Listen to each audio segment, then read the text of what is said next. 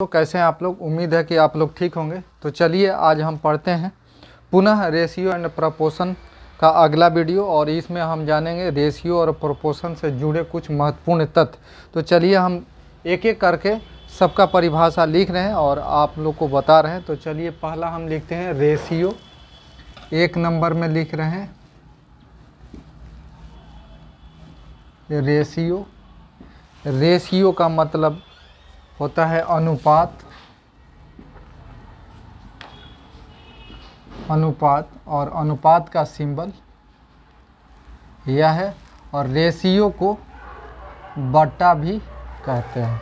तो रेशियो कहते किसे हैं, तो इसको हम समझते हैं।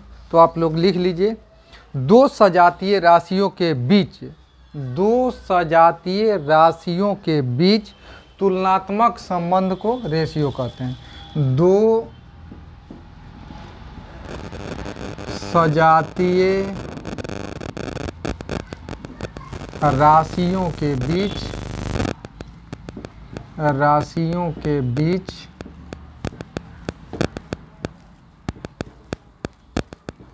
तुलनात्मक संबंध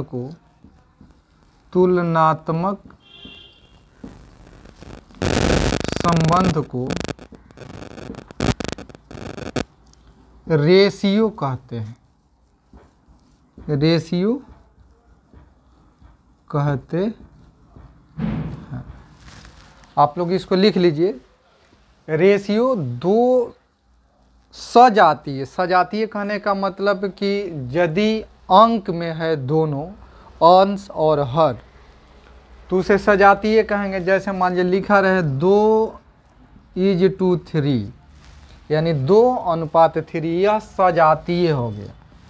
दूसरा, जैसे मान लीजिए लिखा रहे A:B, यानी A:B, यह भी सजातीय। यह अंक में हो गया, यह लेटर में हो गया। तो कहने का तात्पर्य इसका यही है, रेशियो कि दो सजातीय राशियों के बीच तुलनात्मक संबंध को हम रेशियो कहते हैं। इसको लिख दीजिए। इसके बाद हम दूसरा लिखेंगे प्रोपोर्शन। इसको उतार लीजिए। प्रोपोर्शन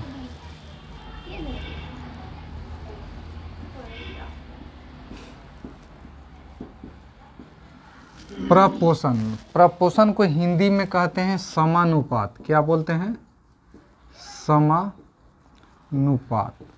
और समानुपात का सिंबल होता है इस तरह, और समानुपात का मतलब होता है इक्वल, यानी बराबर। क्या होता है? इक्वल।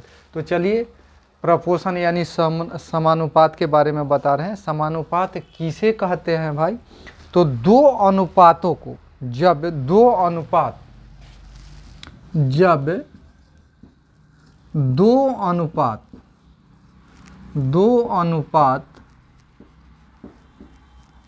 आपस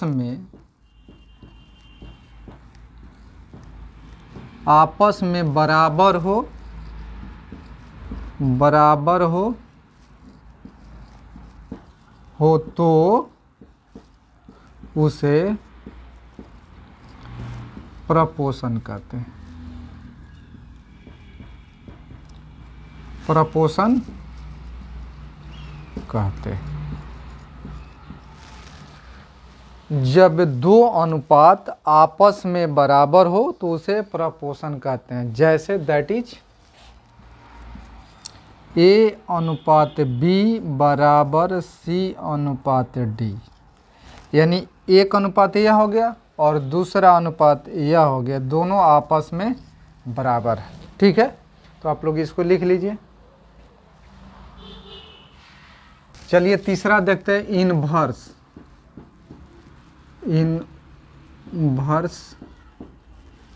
रेशियो।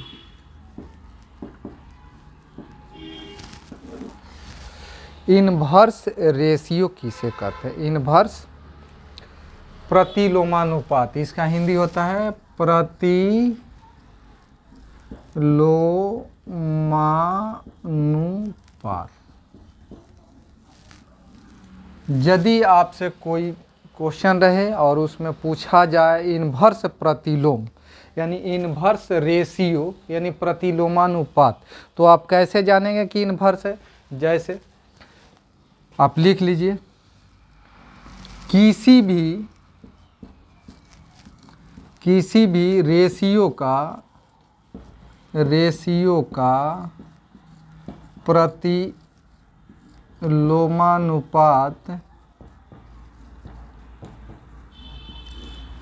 बताना हो तो उस रेशियो के अंश तथा हर के स्थान को परस्पर बदल देते हैं।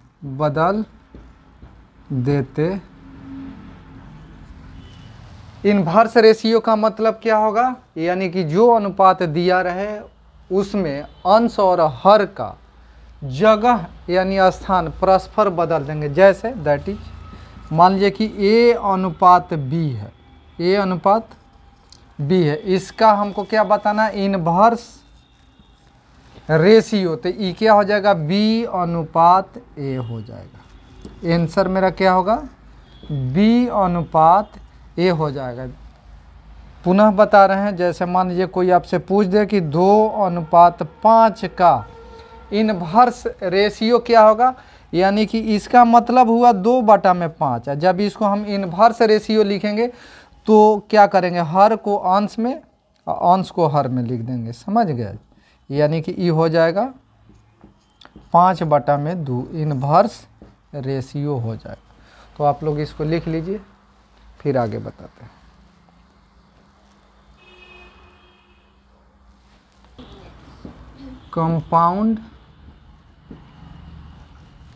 कंपाउंड रेशियो, माइक लगाने से बढ़िया हुआ, कुछ बोलियो। कंपाउंड रेशियो इसका हिंदी होता है मिश्र अनुपात। क्या होता है, मिश्र अनुपात। कंपाउंड रेशियो अर्थात मिश्र अनुपात। तो कैसे हम इसको निकालेंगे, तो चलिए इसका परिभाषा है, सभी अंश को एक साथ तथा सभी हर को एक साथ रख कर रेशियो में लिखते हैं। क्या करेंगे, जैसे मान लीजिए लिखेंगे कि सभी अंश को एक साथ, सभी अंश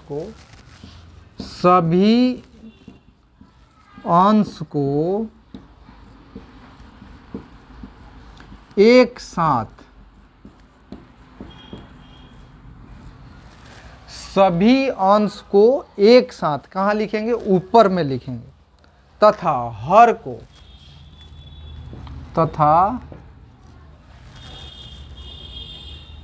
सभी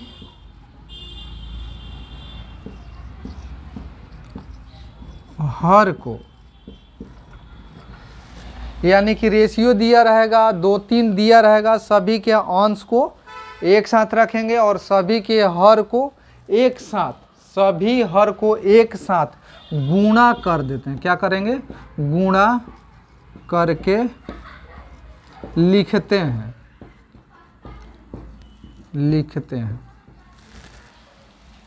कंपाउंड रेशियो किसे कहेंगे भाई, तो जैसे क्वेश्चन में 2-3 रेशियो दिया रहेगा, 2-3 रेशियो का सभी का अंश जो रहेगा एक साथ एक दूसरे में गुना करेंगे और उसके बटा में सभी के हर को गुना करके लिख देते हैं। जैसे मान लीजिए कि दिया रहा है A अनुपात B, C अनुपात D, E अनुपात F का कंपाउंड रेशियो। क्या निकालना है, कंपाउंड रेशियो हमको निकालना है, कंपाउंड रेशियो। तो मैंने क्या बताया कि सभी अंश को एक साथ, सभी अंश को क्या करेंगे एक साथ, और सभी हर को, यानी अंश हो गया A C E, यानी कि जब इसका कंपाउंड रेशियो निकालेंगे, बनाएंगे, लिखेंगे कंपाउंड रेशियो बराबर, तो A गुना B यानी A Guna C Guna E, अब बटे में कर देंगे BDF, डी एफ, यानी कि इसको लिख सकते हैं ए सी ई अनुपात बी डी एफ। कोई दिक्कत? मैंने लिखा कंपाउंड रेशियो, जैसे 2-3 रेशियो दिया रहेगा और इसका पूछेगा कंपाउंड रेशियो क्या होगा, तो बस समझने के लिए मैंने लिख दिया कि सभी रेशियो के अंश को एक साथ तथा सभी हर को एक साथ गुणा करके लिखते हैं। कहाँ लिखेंगे? सभी अंश को गुणा करके अंश में लिख देंगे या सभी हर को गुणा करके हर में लिख देंगे। यही तो हो गया कंपाउंड रेशियो। तो आप लोग इसको लिख लीजिए, फिर आगे बताते हैं। पोषण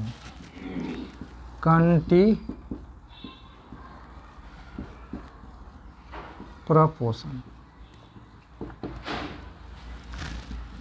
कंटिन्यू प्रपोशन किसे कहते हैं? कंटिन्यू प्रपोशन का हिंदी होता है विलप्त समानुपात। विलत समानुपात, इसका मतलब क्या होगा कि कंटिन्यू प्रपोशन दिया रहे। जैसे कंटिन्यू प्रपोशन का मतलब ये हुआ कि जब दो रेशियो आपस में बराबर होता है तो ये कंटिन्यू रहे, 2 नहीं 3 4 5 6 7 जितना रहे सभी को बराबर में लिखेंगे। दैट इज, जैसे मान लीजिए ए अनुपात बी बराबर सी अनुपात डी, ये क्या हो गया? प्रोपोर्शन होगा, प्रपोर्शन। और मान लीजिए कि यहाँ रहता ई अनुपात एफ, यानी कि सब बराबर रहेगा। कंटिन्यू सब क्या रहेगा? बराबर रहेगा। ठीक है, तो आप लोग इसको लिख लीजिए, कंटिन्यू बराबर ही रहेगा। जैसे 1 2 3 इसमें अनुपात है 1 2 3, और आगे रहता जैसे जी एच भी रहता जी एच, कंटिन्यू बराबर ही रहेगा। इसको क्या कहेंगे? विलत समानुपात। तो इसको नोट कर लीजिए। और अगला लिखते हैं डुप्लीकेट रेशियो।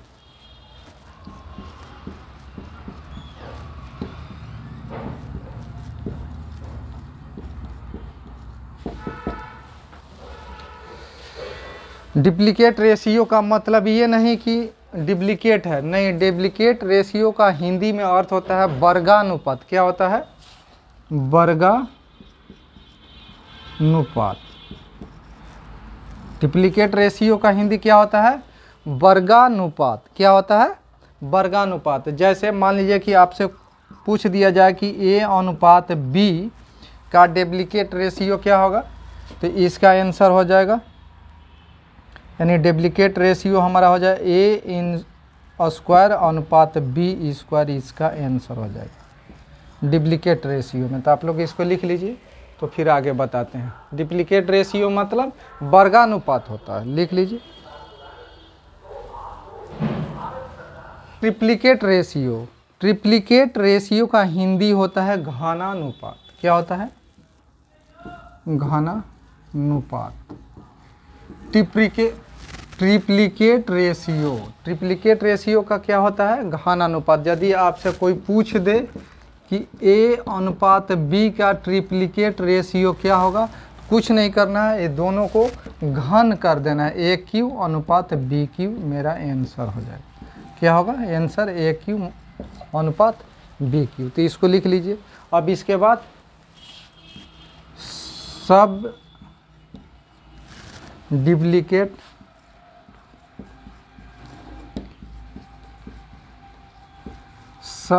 डुप्लीकेट रेशियो, इसका हिंदी होता है